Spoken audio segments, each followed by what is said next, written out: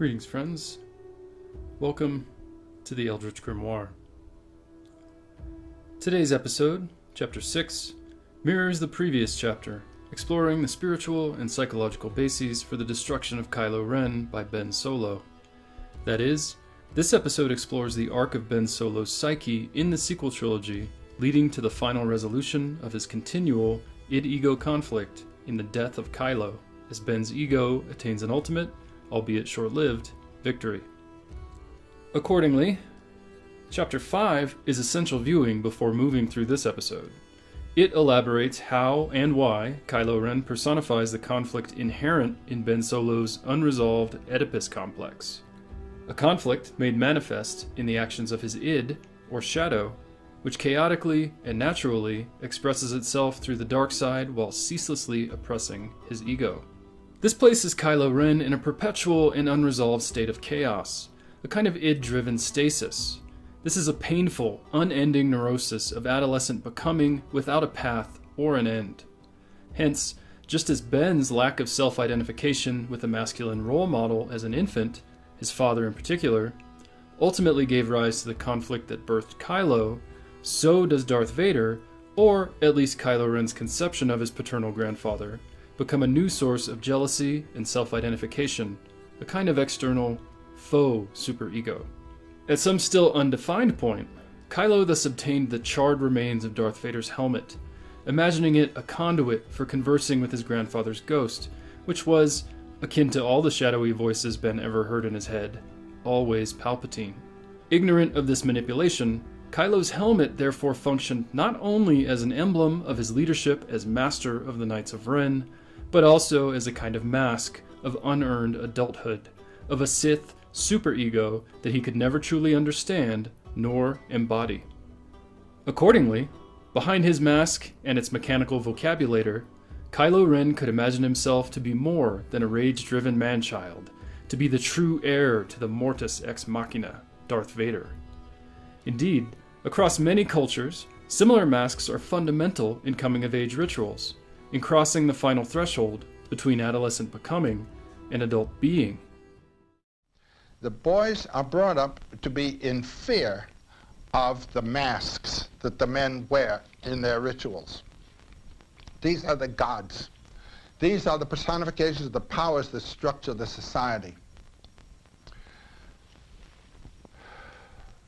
The boy, when he gets to be more than his mother can handle, the men come in with their masks, or whatever their costume is, and they grab the kid, and he thinks he's been taken by the gods, taken out into the men's ground, and he's beaten up and everything else.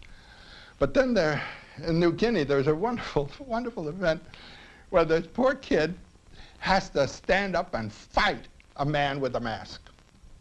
I'd say he's fighting the god. The man lets the kid win. Takes the mask off, puts it on the kid. Now, the mask is not there defeated and simply said, oh, this is just myth.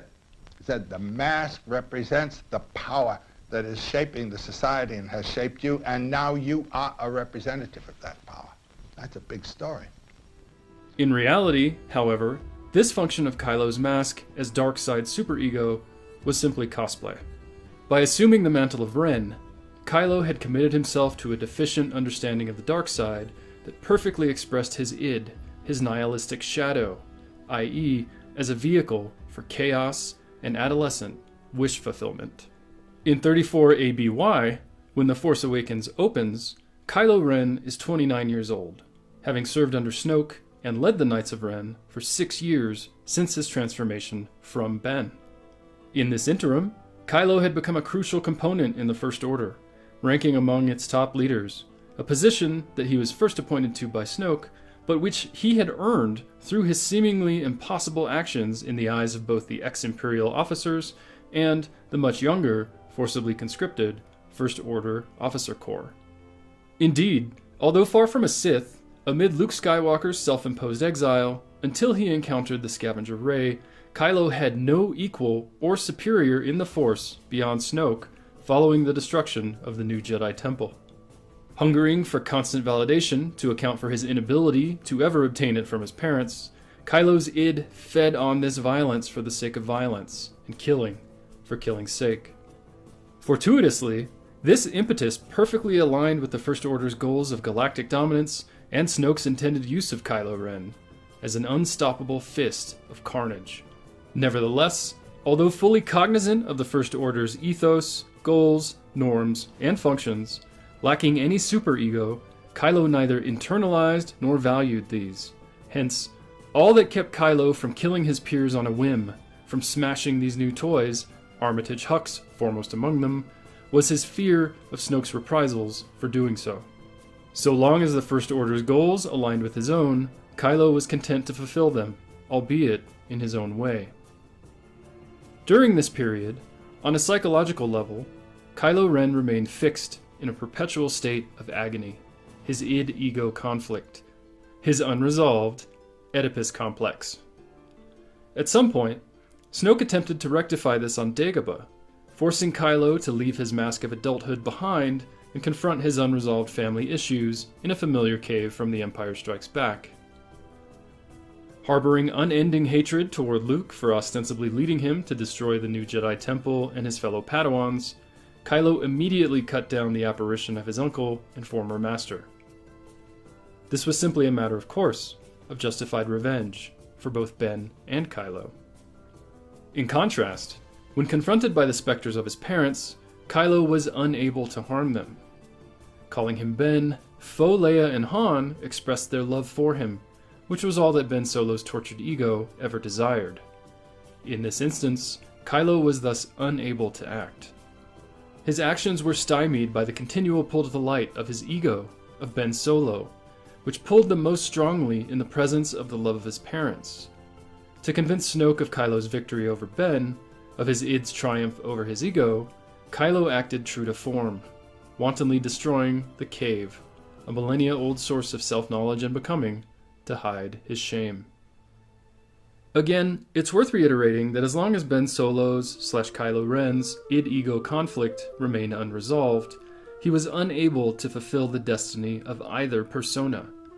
He was forced to remain fixed at this psychological crossroads, incapable of traveling either the right-hand path to the light or the left-hand path to the dark, because only the true formation of a Jedi or Sith superego could allow either. However, Kylo Ren embodied Ben Solo's Oedipus complex, that is, his inability to form a viable superego.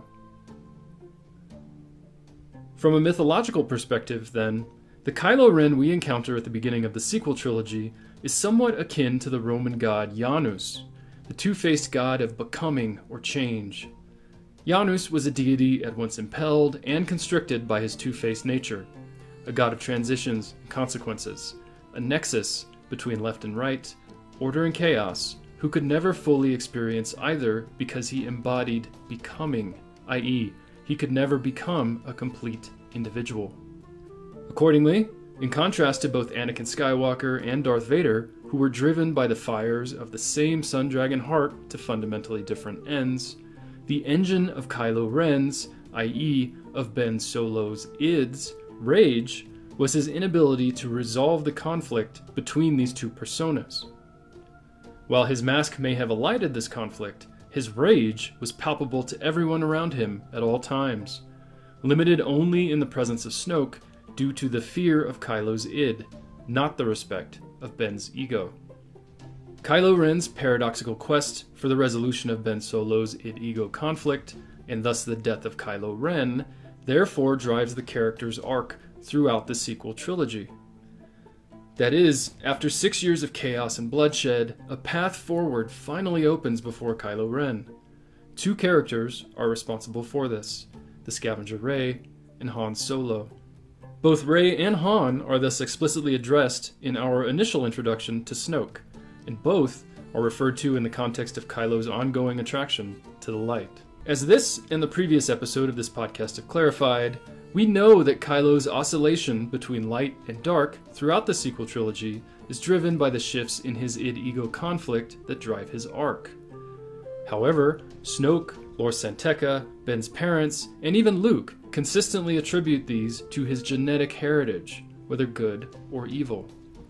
I know where you come from, before you called yourself Kylo Ren. The First Order rose from the dark side. You did not. I want him back. There's too much Vader in him. Something truly special. The potential of your bloodline. A new Vader. There it is. You have too much of your father's heart in you. Although not explicitly stated in the film, in the novelization of Episode 7, Kylo senses the Force within Rey, which Snoke and he had already sensed on a more general level, as well as the hints of their connection during their first encounter on Takodana. This, rather than her previous interaction with the map to Luke Skywalker desired by Snoke, is the primary impetus for Kylo's abduction of her. Although following Snoke's orders concerning the map to Luke through much of the film, Kylo never actually ceases following his id-driven desires, which lead him to capture and interrogate Rey. Deeply affected by being called a monster and a creature in a mask, Ben's ego briefly surfaces when he encounters Han Solo in Rey's memories. Moreover, this close connection entails that both Rey and Kylo grasp their status as a dyad in the Force for the first time. This at once weakens Kylo's resolve to continue forcing himself on Rey's mind, and allows her to grasp how to do the same to him. Kylo even acknowledges their connection before Rey cuts to the heart of his psychological turmoil. Will never be as strong as Darth Vader. This connection with Rey is deeply attractive to both Ben's id and ego within Kylo. In Rey, even untrained, he senses a conduit to the Jedi superego that he has always lacked, to the psychological and spiritual wholeness he can never attain on his own. That is, in Rey, he sees, for the first time, a path forward. For Kylo Ren, the Shadow, Rey represents a means by which he can move from cosplay and the deficient notion of the Ren to true power in the dark side, to the legacy he fears and knows is unattainable. For Ben Solo, the ego still drawn to the light, his connection with Rey allows access to a superego that he naturally identifies with and is attracted to, an ethical system that lies beyond his Oedipus complex and, thus, may even enable him to finally resolve it. In any case, from this point forward, Kylo Ren naturally becomes obsessed with Rey. Indeed, in the following scene, Kylo should be cowering before Snoke due to the negative impacts of his actions. Instead, he simply manipulates Snoke into demanding that Kylo must capture her again, even largely ignoring the impending destruction of the New Republic by Hux and Starkiller Base. In his hubris, this new path to true power that Kylo believes to be before him must entail the death of his father.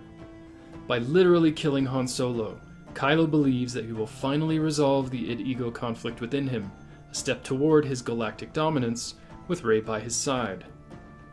As id personified, however, Kylo is incapable of grasping the true desire of his sublimated ego, of Ben Solo, which is simply the unconditional love of his father.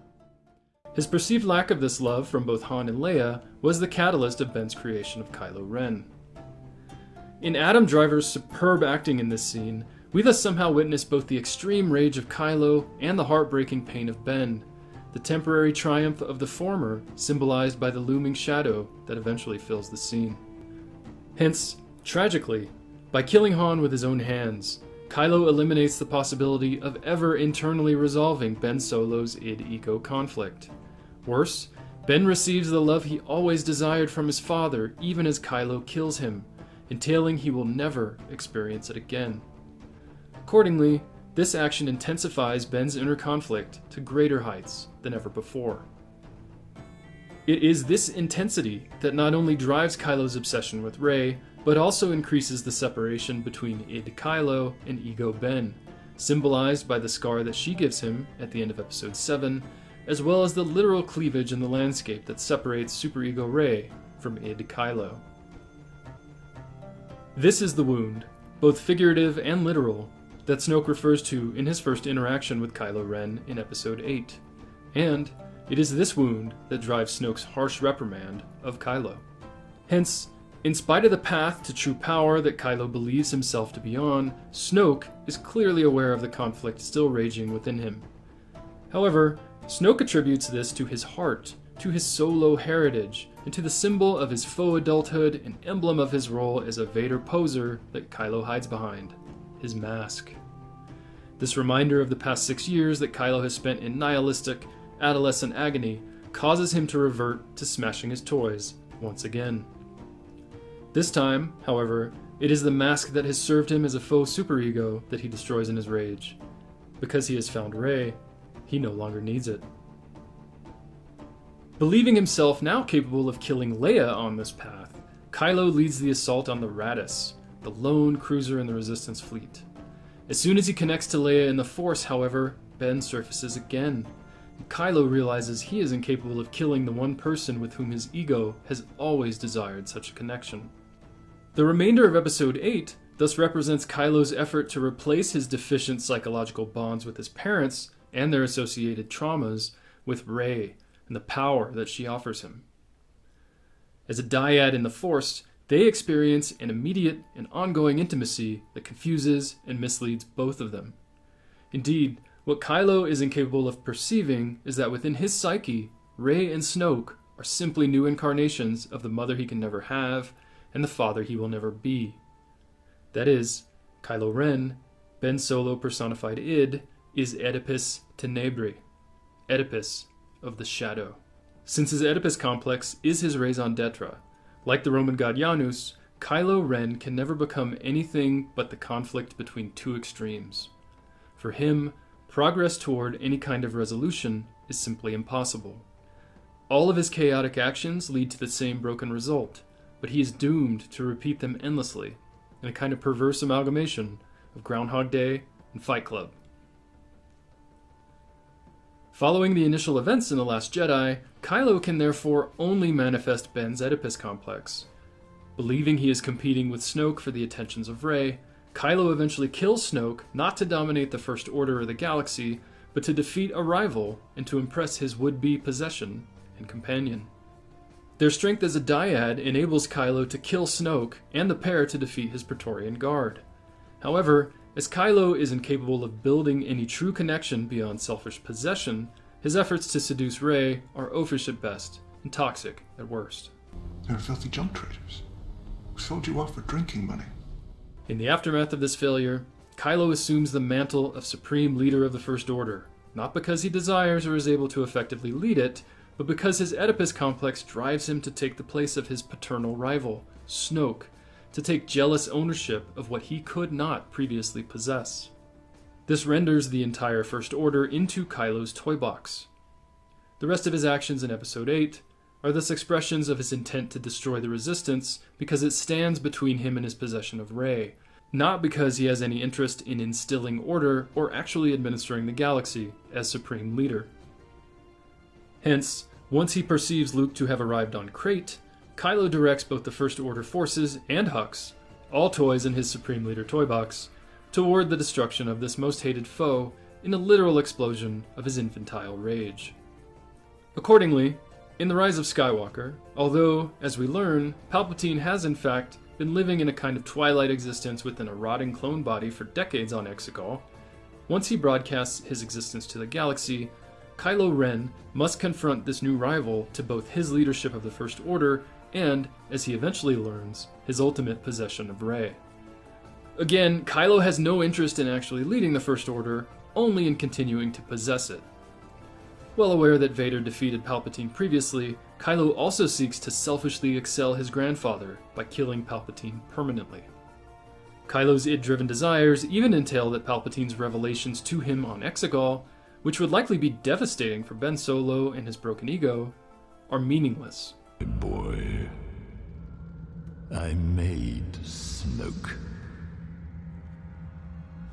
I have been every voice you have ever heard inside your head. That is, all that Kylo is truly interested in is how Palpatine can augment his power further. Palpatine, mistaking Kylo's desires for power to be inherently political, then raises the Final Order fleet. 10,000 Star Destroyers, each with planet-destroying power, inexplicably constructed beneath the surface of Exegol over the course of decades. If Kylo were truly interested in taking this fleet for himself, there is no reason in this scene for him not to attack Palpatine.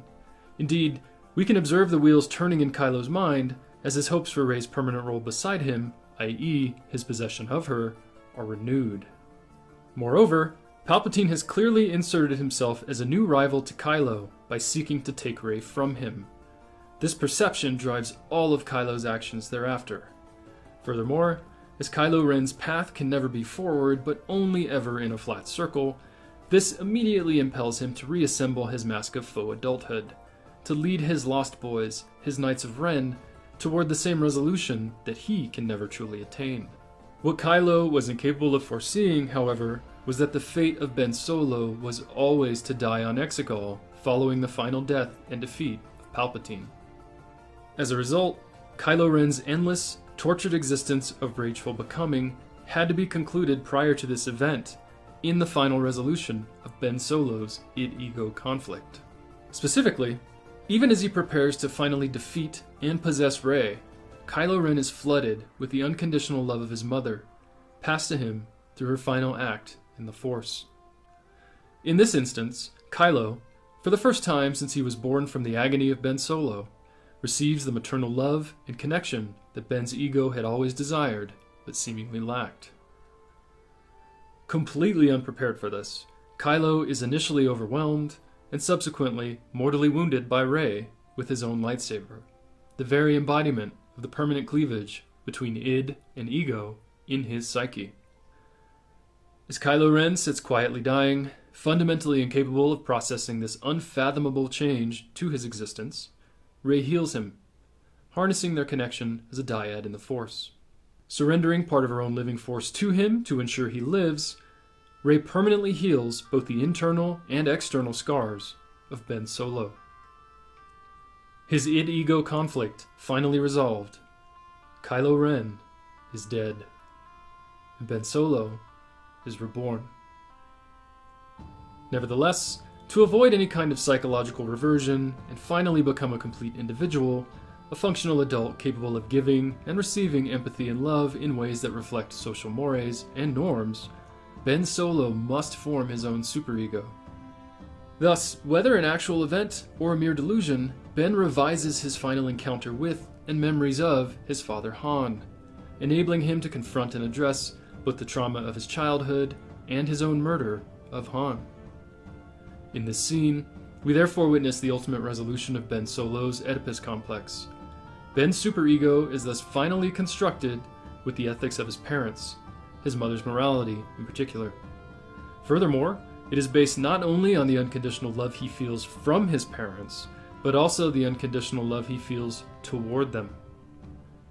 Casting away the lightsaber that for so long has symbolized the chaos and rage within him, Ben Solo finally rises to become the hero, the Skywalker, whom the Force had always intended him to be. The path remaining to him is short, but it is one filled with peace, purpose, and, perhaps more than any other feeling, hope. This concludes Chapter 6 of the Eldritch Grimoire. Good journey, my friends.